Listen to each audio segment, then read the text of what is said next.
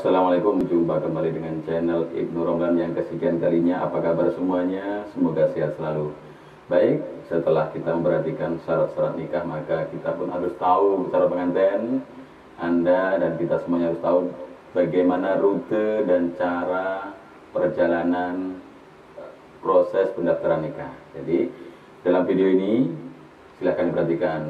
Inilah rutenya Anda untuk proses mendaftarkan pernikahan Anda semuanya. Assalamualaikum warahmatullahi wabarakatuh. Alhamdulillahirrabbilalamin. Segala puji bagi Allah Subhanahu wa taala atas nikmat yang tercurah sehingga pada kesempatan kali ini kita bisa berjumpa kembali dalam channel Ibnu Romlan yang mengharap manfaat dan berkah dalam penyajian ini. Maka salawat dan salam juga untuk Nabi kita Muhammad SAW yang kita harapkan syafaatnya nanti di yaumil kiamah. Setelah beberapa penjelasan dari video sebelumnya ya tentang syarat-syarat nikah dari channel Ibnu Romlan, silahkan Bapak Ibu sekalian yang ingin mengetahui apa syarat-syarat nikah terbaru ya berdasarkan Peraturan Menteri Agama Nomor 20 Tahun 2019 dan Keputusan Dirjen Nomor 473 Tahun 2020, silahkan buka channel Ibnu Romlan. Di situ akan dijelaskan tentang syarat-syarat apa yang harus disiapkan oleh para calon pengantin. Dan pada kesempatan kali ini kami akan menjelaskan tentang alur pelayanan nikahnya, maksudnya rute perjalanan pendaftaran nikah yang akan dilakukan oleh para calon pengantin ya. Jadi silahkan para calon pengantin untuk memperhatikan agar nanti tidak bingung ya, tidak susah, tidak repot dalam proses pendaftarannya, yang pada akhirnya bisa pernikahannya dicatat dengan sempurna ya.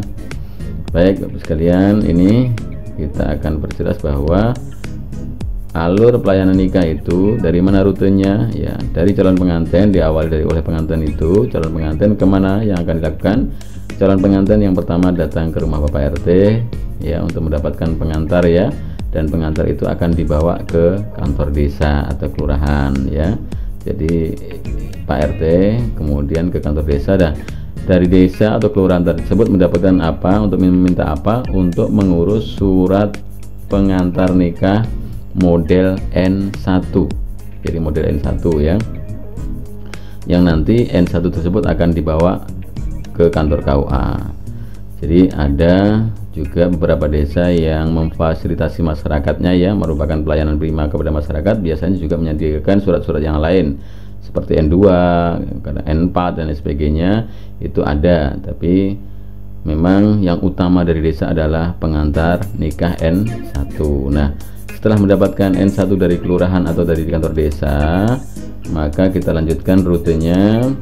Ada pertanyaan nih di kotak merah ini, apakah pernikahan dilaksanakan di luar KUA, di luar kecamatan setempat? Artinya apakah si calon pengantin ini akan menikah di luar kecamatan, di kecamatan lain, bukan di kecamatan tersebut. Contohnya ya, karena kami di KUA Sungai Raya ya, Kabupaten Kuburaya Kalimantan Barat memberi contoh, contohnya dia berasal dari KUA Sungai Raya dan ingin menikah di kecamatan lain, mungkin di Rasau Jaya, atau di Ambawang, atau di Sungai Kakap, atau mungkin di kabupaten lain, Sambas, di Sanggau, di Singkawang dan lain sebagainya, atau mungkin bahkan di luar Kalimantan ya, di Jawa, di Jawa Tengah, di DKI, di Kalimantan Tengah, Sulawesi bahkan ya, atau dimanapun yang jelas yang pasti dia akan nikah di luar kecamatan. Maka apa yang dilakukan? Maka calon pengantin tersebut harus datang ke KUA kecamatan setempat untuk meminta rekomendasi nikah ya, minta rekomendasi nikah dulu yang ditujukan ke KUA kecamatan tujuan tempat nikah. Rekomendasi nikah adalah model N10 ya. Ini dijelaskan dalam Keputusan Dirjen Bimas Islam Nomor 473 Tahun 2020 bahwa rekomendasi ini adalah merupakan model N10 yang harus disiapkan oleh calon pengantin, baik dia calon pengantin laki-laki maupun perempuan. Kalau ingin nikah di luar kecamatan tempat tinggalnya, harus meminta rekomendasi dari KUA setempat, ditujukan ke KUA tempat rencana pencatatan nikahnya. Baik, kembali ke kotak merah yang apakah pernikahan dilaksanakan di luar KUA kecamatan setempat? Ternyata tidak. artinya nikah akan tetap dicatat di situ, di kecamatan tempat tinggalnya. Bisa jadi mungkin jodohnya satu kecamatan, artinya tidak akan lintas kecamatan. Nah, maka tidak perlu minta rekomendasi, langsung bahwa kemudian muncul pertanyaan lagi setelah tidak keluar dari kecamatan, apakah waktu pendaftarannya kurang dari 10 hari kerja maksudnya.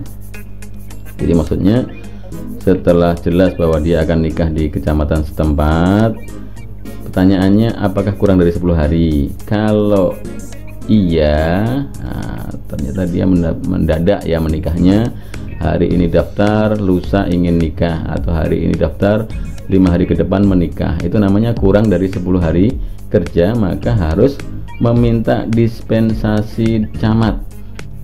Jadi dispensasi camat ini disyaratkan bagi orang-orang yang menikah katakanlah mendadak ya, kurang dari 10 hari kerja setelah daftar. Nah, memohon apa? Mohon dispensasi nikah dari kecamatan tempat tinggal, tempat akadnya ya, tempat akadnya, bukan tempat tinggalnya. Tapi kalau memang dia nikah di tempat tinggalnya, ya di situ juga dia minta dispensasi kecamatan di kantor camatnya ya. Jadi minta dispensasi ini dari kantor camat tempat akad nikah ya, tempat akad nikahnya ya.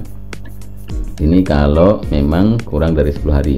Lalu dia ternyata setelah daftar itu ternyata masih lama, 1 bulan ke depan atau 2 bulan ke depan dia sudah daftar, berarti tidak kurang dari 10 hari ya, berarti lebih dari 10 hari kerja, maka langsung ke KUA saja ya, ke KUA tempat akadnya untuk dilakukan pemeriksaan berkas-berkasnya, data calon pengantin, data walinya, kemudian tempat akadnya akan diperjelas. Baik, setelah mendapatkan penjelasan ini, maka muncul pertanyaan, apakah pernikahan dilakukan di luar KUA atau tidak ya.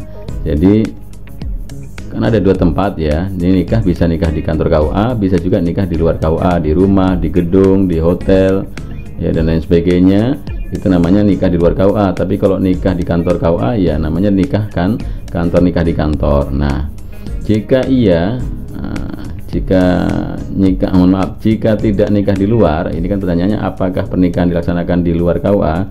Jika tidak, nah ini rutenya, jika tidak ya, kalau tidak nikah di luar, maka langsung ke KUA kecamatan itu dijelaskan bahwa di kantor itu Rp0 ya, berdasarkan peraturan pemerintah nomor 48 tahun 2014. Itu kalau nikahnya di kantor.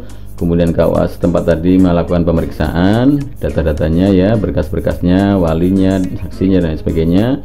Kemudian nanti pas hari H maka akan dilakukan prosesi pencatatan, yaitu ijab kabulnya ya di KUA tersebut, dan kemudian KUA menyerahkan buku nikah. Ini ya, jika nikah tidak dilakukan di luar KUA, jadi langsung ke KUA diperiksa, kemudian hari hanya dilaksanakan, dan Rp0 berdasarkan peraturan pemerintah nomor 48 tahun 2014. Nah, namun jika nikahnya ternyata apakah pernikahan dilakukan di luar KUA, ternyata iya, iya, maka apa yang dilakukan?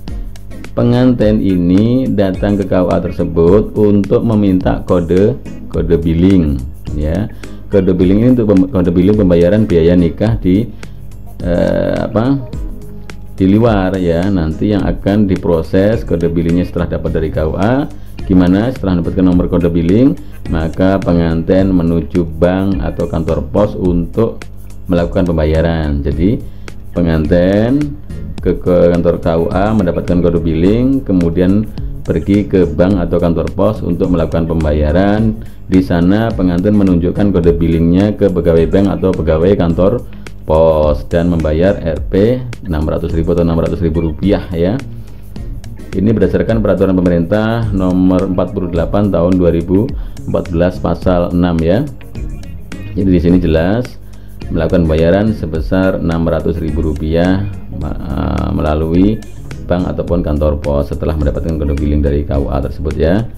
Nah, setelah selesai pembayaran, maka pengantin ya, pengantin ini kembali ke KUA tempat akad nikah ya.